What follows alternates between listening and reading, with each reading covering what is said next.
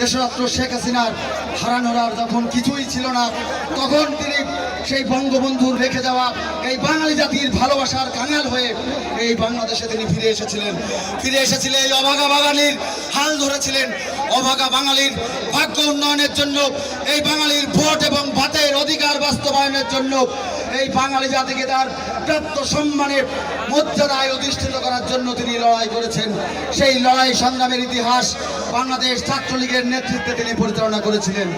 সংগ্রামী বন্ধুগণ, আপনারা জানেন আজকে দেশরত্ন জননেত্রী শেখ হাসিনা যখন আজকে তার ৭৬তম জন্মদিন আমরা সপ্তাহব্যাপী মাসব্যাপী বিভিন্ন কর্মসূচির মাধ্যমে পালন করছি, তিনি তখন জাতিসংঘ, আপনারা জানেন যে নিউ ইয়র্কে জাতিসংঘের সেই সাধারণ অধিবেশনে তিনি অংশগ্রহণ করার জন্য নিউ ইয়র্কে অবস্থান করছেন।